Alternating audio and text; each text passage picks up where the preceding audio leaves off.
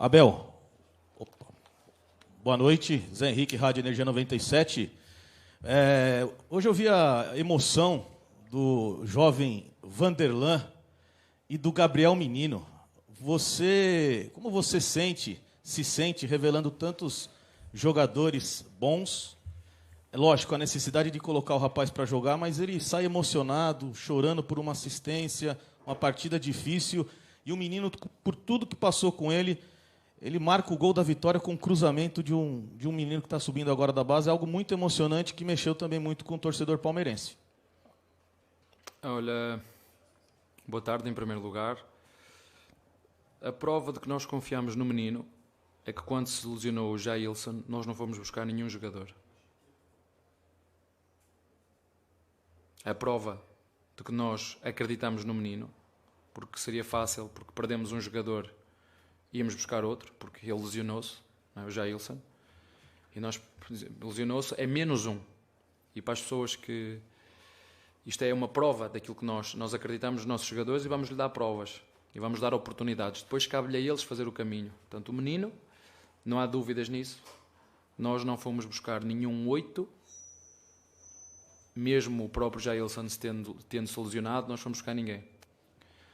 Sobre o Vanderlan, o caminho natural, eu estou aqui há 2 anos e ele estreou-se connosco na Libertadores. E por mérito próprio, hoje é o número 2. Por mérito próprio, hoje é o número 2. Amanhã não sei. Hoje é o número 2. Porque no futebol nós sabemos que há lesões, há castigos, há meritocracia. E é verdade, o Jorge lesionou-se, fez 2 jogos muito bons e eu gosto, e os jogadores têm que saber disso. Gosto do Jorge, gosto de Piquerez e gosto do Vanderlan. E dentro desta hierarquia destes 3, há umas alturas em que o Piquerez é o número 1, o Jorge era o número 2 e o Vanderlan é o número 3.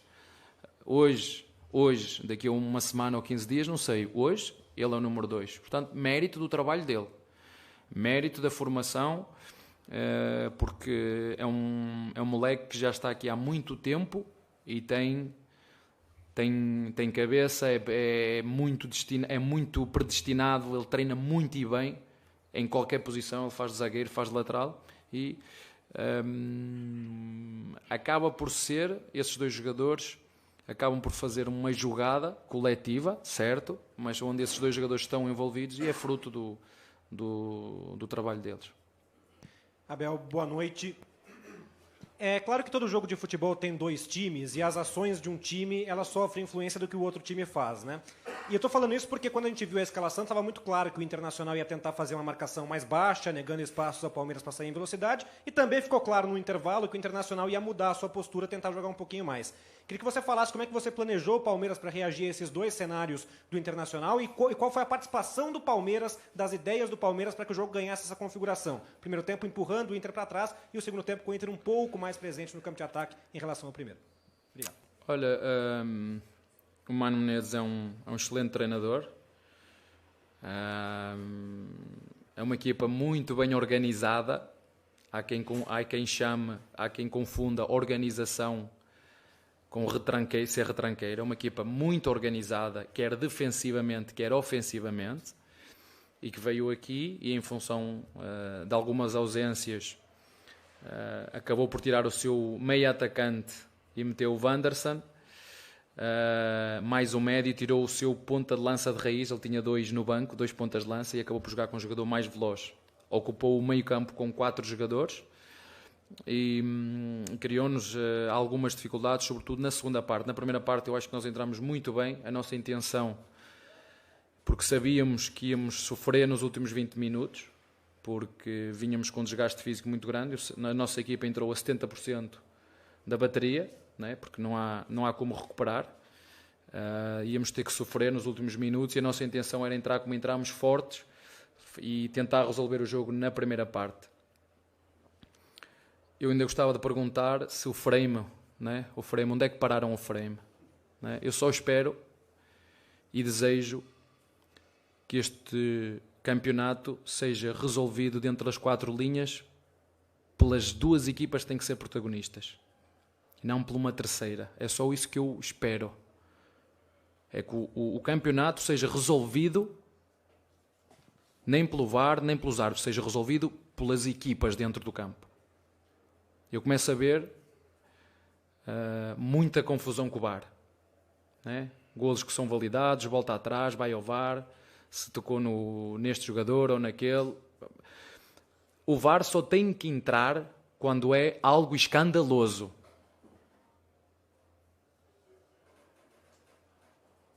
O VAR só tem que entrar quando é algo escandaloso. Quando, para mim, é falta no guarda-redes ou não é, e para ti é, para mim não é, o VAR não tem que entrar. Se o juiz assinalou o golo, é golo. E eu perguntei ao juiz se este VAR era o mesmo de São Paulo. Se era o mesmo. E eu perguntaram ao professor, vai depender de onde pararem o frame. Olha, se fosse golo, depende de onde pararam o frame. Eu só peço a quem está à frente deste organismo que façam todos um esforço.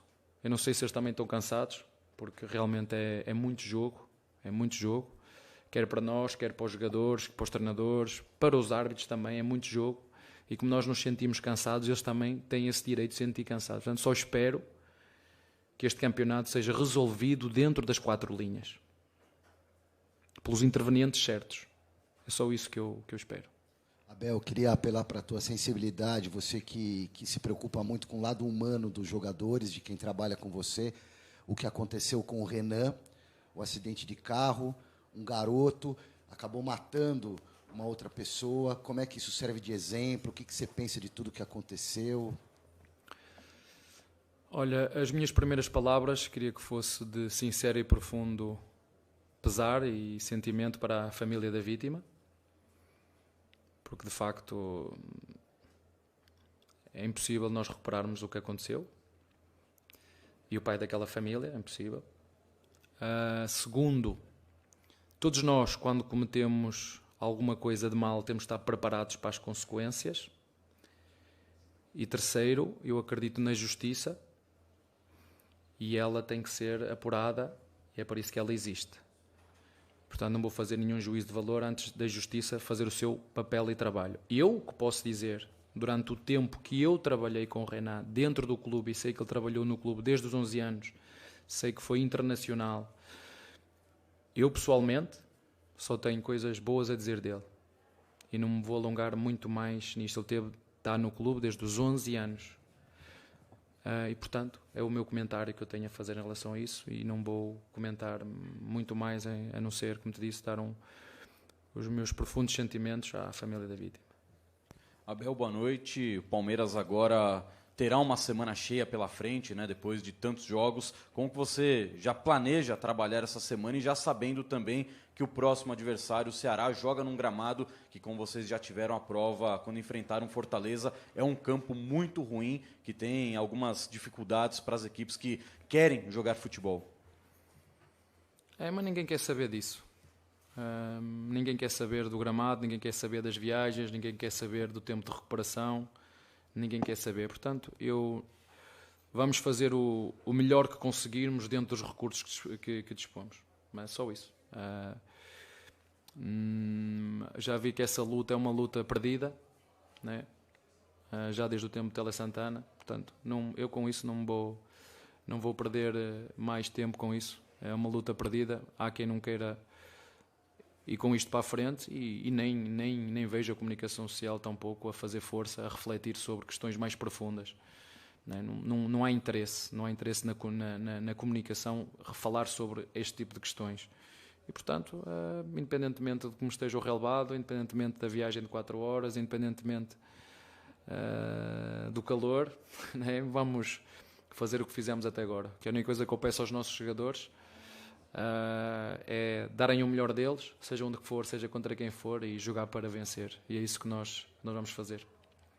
Mesmo jogando com as pilhas a 70%, como foi hoje. Depois chegar ao final, fazer juízo, isto e aquilo, é desumano o que nós fazemos com estes jogadores, mas ninguém quer saber. Vocês já viram algum estudo feito sobre o número de lesões que existe neste campeonato? Alguém tem interesse nisso? Alguém faz esse estudo? Não querem saber. Portanto, se não querem saber, vamos todos. Vida que segue, não é? Vida que segue. Então, tudo bem. Boa noite, Miguel Salek, Rede Nacional de Notícias. Queria que você falasse sobre a torcida que, depois do gol de empate, como você já disse antes, que o Chiqueiro pegou fogo e ficou cada vez mais, ficou muito inflamado de uma forma pouco antes, já vista, mas pouco antes vista nesses últimos jogos, né?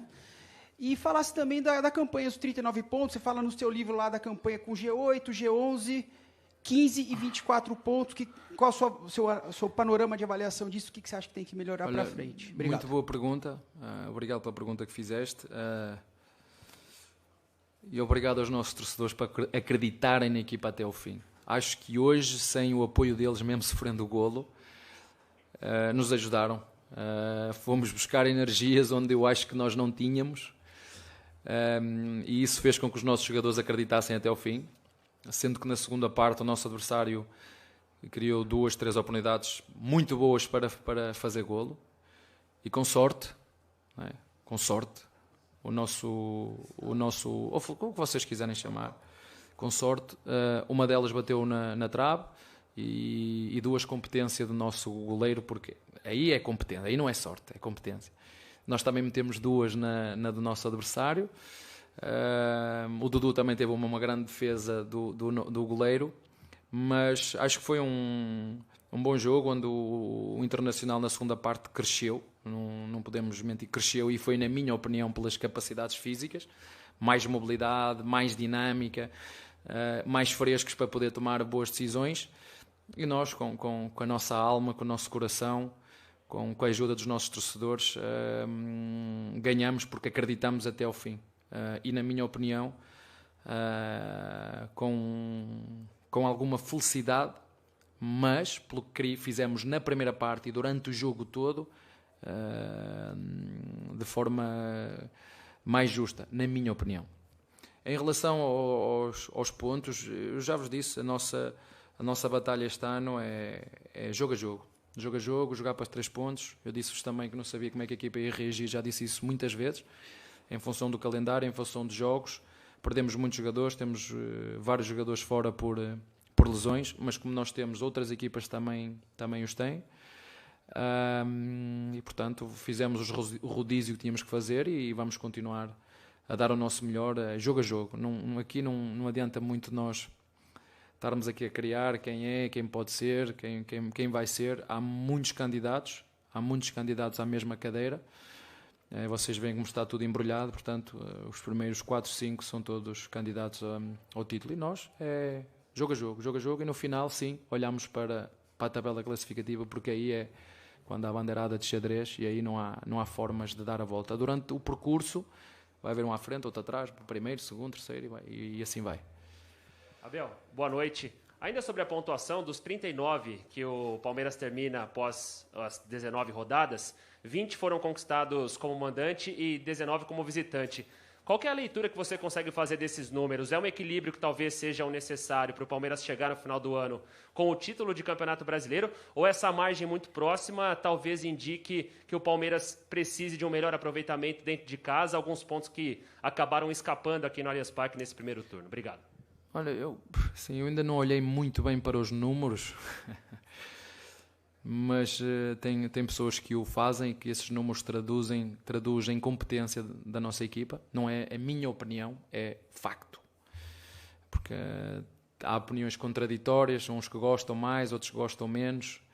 Eu troco 60%, 70% de posse de bola ou 40% por mais 10 finalizações, porque para mim o futebol é golo. E as pessoas, não é? Porque eu lembro do Guardiola estar no Bayern de Munique e as pessoas acharem entediante porque é toca, as pessoas não havia. As pessoas querem Klopp, verticalidade, querem golos, querem oportunidades, querem samba, não é? E não sertanejo, não é? Quem gosta de sertanejo, é mais direto ao assunto, é criar oportunidades de golo, é rematar à baliza e não estar a aquecer a bola, não é? Mas isso eu respeito de todas as formas. Os números dizem que somos uma equipa muito competente. Os números dizem isso. E algumas pessoas, sobretudo algumas pessoas, dizem que realmente os jogadores, isso gosto muito de ouvir a opinião de jogadores de seleção brasileira, jogadores de seleção italiana, que reconhecem competência à nossa equipa, e isso só nos deixa e enche de orgulho e de responsabilidade. E pessoas fora do país também dizem muito bem desta equipa. Agora, se vamos ganhar, não sei se vamos ganhar. Agora que esta equipa faz tudo para ganhar, mesmo jogando a 70% das suas capacidades, que é o caso de hoje. O que eu mais pedi era chegar ao final do jogo e não haver mais lesões, porque não há milagres. Com as viagens que se tem, com falta de tempo para recuperar, com os gramados muitas vezes, uns bons, outros uns muito bons, porque tem. Também é preciso dizer a verdade, outros que não são tão bons, porque não é, um gramado onde joga-se 3 ou 4 vezes por semana, ele vai ficar em condições? Não vai ficar em condições. Mas esses têm sido os nossos grandes adversários. E pronto, são 39 pontos, como te disse. Eu não olho para os pontos, eu olho para cada jogo, darmos o nosso melhor para o vencermos. No final, sim. No final, eu vou olhar e vou ver o que é que nos toca por aquilo que fizemos durante o jogo. Só espero, como te disse há um bocado, que este jogo seja resolvido dentro das 4 linhas, pelas equipas que têm que ser protagonistas. Né? Só isso. Eu só espero que não haja nenhuma equipa protagonista, a terceira que seja a protagonista. Que se tenha a responsabilidade e a humildade de perceber que há coisas que têm que ser melhoradas e que leiam, por favor, leiam a regra do VAR. Leiam. O VAR diz que só tem que entrar em ação quando é escandaloso. Porque se é dúvida, a decisão do árbitro prevalece. Não tem que o chamar. Leiam e leiam. Na escola, quando eu estava na escola, as perguntas de matemática eram interpretação. E uma das coisas que me ensinaram era lê a pergunta 3 vezes devagar. Lê a pergunta. E eu espero que quem é competente, até porque hoje com um telefone conseguimos fazer reuniões, que se uniformize as decisões. Não é contra uma equipa, a gente vê, acontece uma coisa, contra outra acontece outra, o mesmo lance. Não. Na Europa, os árbitros reúnem-se e metem lances que são de interpretação diferente e chegam à uniformização. Quando acontecer isto, a nossa decisão é esta. E hoje é muito fácil fazer isso. É muito fácil. Com um telefone, via Zoom ou outra plataforma qualquer, é muito fácil a gente se formar para uniformizar as decisões. Que é para que não haja uma terceira equipa protagonista. Os protagonistas são os jogadores das 2 equipas. Equipa A e equipa B. E não uma terceira. E é só isso que eu peço. É que não seja uma terceira equipa a ser protagonista deste campeonato. Abel, boa noite. Enzo Pedotti, da Rádio Prorrogação. Eu queria saber sobre reforços, mas não só reforços contratados como o Merentiel e o Lopes. O Vanderlan hoje foi um grande reforço, não sei se você já falou, mas eu cheguei agora há pouco, peço perdão se você puder Estás repetir. perdoado. Me pediste perdão, estás perdoado. Obrigado. E, além disso, queria saber um pouco sobre a queda do Veiga. Se atribui também ao calendário, a queda dos jogos, porque depois da lesão ele tem jogado abaixo do nível que a gente sabe que ele pode. Falaste bem. Depois da lesão, é exatamente isso. Lesão, jogos atrás de jogos, não dá para recuperar, não dá para trabalhar força. E é esperar agora para nós o recuperarmos fisicamente. Está tudo interligado. A técnica, a tática e a física e a mental, está tudo interligado. Não é? E é verdade, ele teve a lesão, regressou, tem que jogar, muitas vezes jogar sem estar recuperado, que é sobrecarga, e rezar que não volte a ter lesões. Vamos esperar agora para falar com o Núcleo de Saúde e Performance e perceber o que é que podemos fazer a esse nível. Mas, como ele disse muito bem, os jogadores têm que entender que durante a sua época têm que ser protagonistas quando estão bem, não é como eu estava a dizer, e quando passam por períodos de pouco rendimento, mas o esforço tem que lá estar. O esforço e o trabalho para a equipa tem que lá estar. E enquanto eles fizerem isso, por mim não há problema nenhum, porque eu sei que os jogadores é como as ondas do mar. Umas vezes estamos cá em cima e outras vezes estamos cá em baixo. Temos que saber lidar com o momento em que estamos em baixo para continuar a trabalhar para dar a volta. E o Vanderlan vem dentro daquilo que é a política do clube. Desde que eu cheguei, as pessoas sabem quanto dinheiro gastamos em reforços, as pessoas sabem quanto dinheiro gastamos em reforços, as pessoas sabem quanto o clube ganhou e valorizou a sua equipa, as pessoas sabem quanto é que o clube faturou por títulos ganhos, quanto reduziu a sua dívida, porque este clube é um clube muito responsável que paga a quem deve, e isso é que eu acho que é injusto, estarmos numa competição onde os têm preocupação de ter que pagar as suas despesas, as suas dívidas aos seus fornecedores, aos seus patrocinadores, pagar, e outros não o fazem. Isso não é justo para a competição, mas é por isso que eu gosto de estar aqui. É por isso que eu gosto do Palmeiras. É porque nisso é diferente dos outros. Pensa de maneira diferente. Pensa fora da caixa. É um clube organizado, é um clube sustentável, é um clube que tem presente e tem futuro. É um clube que apostou há 5 ou 6 anos na formação. E que a formação a gente tem o retorno, depois de 7 ou 8 anos começa a ter o retorno. E os jogadores que demonstrarem durante a semana e de forma consistente que podem pertencer à equipa principal, eles vão ter a oportunidade. Aqueles que for preciso emprestar e rodar e voltar depois, porque a receita não é igual para todos. Não é, é da base, jogou muito bem no sub-20 ou no sub-17, vai chegar aqui e vai dar. Não sei. Vai depender deles e do trabalho deles. O Vanderlá, tu me disse, são 2 anos. Ele, quando nós chegamos aqui, ele estreou-se na Libertadores, não estavas aqui na pergunta há pouquinho, e por mérito próprio, pela forma. Há uma coisa que os jogadores têm que ter. No futebol, se não houver intensidade e vontade, esqueçam a técnica. E são essas equipas que ganham. Não adianta circo. Esqueçam isso. Circo, já vai o tempo em que os jogadores resolviam os jogos sozinhos. Hoje, todos os clubes têm bons treinadores, todos os clubes têm núcleo de saúde e performance, todos os clubes têm condições para dar aos seus profissionais. Hoje o que faz a diferença são as capacidades volitivas. É quem tem mais vontade, quem tem mais fome. Esses são os que ganham. E a minha função não é reunir os melhores jogadores. É fazer a melhor equipa. Nem sempre os melhores jogadores fazem a melhor equipa. Esse é que é o segredo das equipas que ganham mais vezes ou que estão sempre nas finais. São equipas. E hoje toda a gente tem boas estruturas, boas condições, pode pagar por reforços, tudo. Isso não é sinónimo de vitórias. E eu acredito que com uma equipa forte, um elenco forte, onde todos trabalham para os interesses da equipa, esteja mais próximo de ganhar. E também não conheço nenhuma equipa que só ganhe. Abel, boa noite. Você, durante a entrevista, falou que o time dessa vez estava com mais ou menos 70% da bateria e que nos últimos 20 minutos vocês já imaginavam que o time sofreria. E aí, mais ou menos nesse momento, você faz uma troca que alguns torcedores não entenderam, que saiu o Dudu entre o Wesley. Eu queria saber, primeiro, se isso faz parte desse seu plano, dessa avaliação física da equipe. E uma segunda pergunta, vocês agora vão jogar no sábado, né? Você vai ter um tempo aí que é meio raro para você para trabalhar.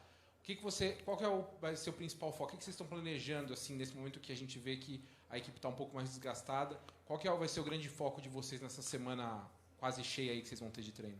Olha, reparem, não sou eu, se vocês virem as substituições dos grandes treinadores e dos treinadores brasileiros, os jogadores são aceleradores de jogo, os pontas são aceleradores de jogo. E a partir de determinada altura começam a perder energia e só começam a jogar com bola. E vocês reparam, as melhores equipas, os primeiros jogadores a sair, centroavante, pontas, são os jogadores que é refrescar a equipa, é refrescar. Senão, então eu só tinha 11 jogadores. Dizia, presidente, só quero 11 jogadores e jogam sempre os mesmos. Não é assim que funciona. Hoje jogas tu, amanhã joga o outro e nós queremos rendimento, produção, golos. E, portanto, em relação a isso, faz parte, para mim é perfeitamente normal, aos 60, 70 minutos, ter que trocar os pontas. Não é? Mas é comigo e é com toda a gente. São aceleradores de jogo. Chega uma altura que não há energia, não chega a ficar ali à espera que a bola me chegue para eu resolver. É preciso para a frente e para trás. E o golo acaba por surgir num envolvimento Wesley com o Vanderlá, isto para um bocadinho contradizer o que está a dizer. O futebol não é tirou este, meteu aquele e foi. Não é assim que funciona. Nós temos que olhar para a equipa, se a equipa está a precisar de energia, a equipa estava cansada já, e eu sabia disso. E a outra pergunta era, desculpa? O que você planeja agora nesses 5 dias que você vai ter de trabalho até o próximo? Eu acho que até vou ficar maluco, não é? Com esta semana vai parecer um mês, não é? Não sei, agora é descansar, porque nós precisamos mesmo muito descansar, física e mentalmente, sobretudo mentalmente, porque é muito desgastante, e depois voltarmos quarta-feira outra vez, todos prontos para continuar a nossa caminhada, porque vai ser dura, vai ser difícil. Há muitos candidatos à mesma cadeira e, como te disse, é procurar em cada jogo e em cada treino, ou sobretudo em cada treino, nos prepararmos para o jogo seguinte. Boa noite, Abel. Rodrigo Fragoso, TNT Esportes aqui. Abel, na publicação da comissão técnica, no livro que vocês publicaram, há um termo sobre jogadores bolsa, que vocês trabalham como formação do elenco. Queria que você explicasse esse termo para quem não teve a oportunidade de fazer a leitura do livro, e queria te perguntar quais são esses atletas e se o Endrick hoje é um jogador bolsa dentro do elenco ou ele ainda não entrou nesse patamar. Olha, isso já vem desde o tempo do Braga, né? O Braga não ganhou títulos com esta equipe técnica, mas ganhou muito dinheiro. O PAOK também não ganhou títulos, mas ganhou muito dinheiro. E eu mesmo sem ganhar títulos, pagaram por mim, né? O PAOK teve que pagar 3 milhões de euros, o Palmeiras pagou perto disso, mais as Libertadores que ganhamos temos que... E o Palmeiras e eu devolver dinheiro ainda, pagar ainda ao PAOK. E essa questão de bolsa tem muito a ver com isso, tem a ver com a aposta na formação. E a aposta na formação é metê-los num contexto de exigência muito maior. Porque, com todo respeito pelos moleques de sub-17 e sub-20, existe uma escada e um degrau muito grande aqui no Brasil. Aqui. Tu na Europa tens equipa A, equipa B, sub-23 e sub-19. Okay? 4. Equipa A, equipa B, sub-23 e 19. Tem 4. E aqui tu passas do sub-19 para a equipa A. Saltas 2 degraus. Então a forma que nós temos, quer no Braga, quer no PAOK, quer aqui, foi quando chegámos aqui, já havia uma aposta do Palmeiras em jogadores da formação. O Patrick, o Renan, o Menino, o Danilo, já vinha com o Luxemburgo e que pagou por isso. Porque apostar na formação tem os seus riscos e pagou por isso. Pagou, porque quando se aposta na formação... Há coisas que nós vamos comprometer, muitas vezes os resultados esportivos estamos a apostar na formação. O que é certo é que nós aqui temos esses jogadores bolsa, e nós não é só um, nem dois, são 10. O Fabinho treina connosco diariamente, o Vanderlá treinava connosco diariamente. Todos aqueles jogadores que foram campeões da Copinha, e mérito para o seu treinador, vocês têm que se lembrar o seguinte. No ano anterior já tinham competido nos últimos 3 ou 4 jogos do Brasileirão. Ou seja, foram sujeitos a uma exigência superior. Isto é uma experiência para eles espetacular. Para o Vanderlá, para o Naves, para o Garcia, para o Fabinho, para o Bicalho, para o Gabriel Silva, enfim, todos aqueles que jogaram, que não me estou aqui a lembrar, mas no elenco eram 16, e que nós vamos dando a oportunidade quando temos. Agora, nós temos uma estrutura, temos 22 jogadores, temos 2 jogadores por cada posição, e o terceiro, porque é preciso ter muitos jogadores, é sempre o da base. E quando o da base demonstra, ou surge uma oportunidade porque há lesões, há castigos, ou por mérito, porque às vezes acontece como o Danilo impôs por mérito, se bem que houve uma altura a lesão do Filipe Melo, não é? E o Vanderlá foi igual, o Piquerez lesionou-se, o Jorge de fora, e ele por mérito próprio disse, estou aqui, olha, este é o Vanderlá. Gostam? Gostamos. Precisamos de contratar lateral esquerdo? Se calhar não, não é? Por mérito dele. Porque tem 2 coisas. Sabe o que é jogar no Palmeiras, está identificado com o clube, sabe quanto pesa esta camisola, e disse uma coisa para mim que é fundamental. Eu quando entro para dentro de campo, eu tenho que deixar tudo lá dentro. Pode não sair o cruzamento, pode não sair o golo, porque hoje saiu tudo, mas pode não sair. Mas a entrega e o esforço é inegociável. E estes miúdos já vêm da base, estes moleques já vêm da base com isso. Não sou eu que os incuto neles, é a base. E isso é fruto do trabalho dos treinadores da formação, é fruto do trabalho dos diretores da formação, e mais uma vez, não é puxar a brasa à sardinha, mas quem quiser saber como se trabalha na formação de forma organizada, com uma ideia e com um fio condutor muito sério, é ver como... Mas o Palmeiras é exemplo em muitas coisas, não é? É exemplo em muito... Não é só nos títulos, não é só nos títulos. É exemplo como é que um clube tem que funcionar, como é que um clube tem que ser responsável, como é que um clube valoriza os seus funcionários, como é que um clube valoriza os seus profissionais. É exemplo e tudo. Não é só nos títulos, pois é fácil dizer... Eu antes de chegar, tudo o que eu estou a dizer aqui, o clube já era assim. Antes de eu chegar, o clube já era assim. E por isso é que eu me identifico com o clube, porque é ético. É um clube ético. E isso, eu identifico-me com esses princípios, com esses valores, e pronto, o facto de ser verde já é, é algo que Faz parte da minha vida, não sei porquê, mas é assim. Ok, galera? Fiquem bem. Tchau.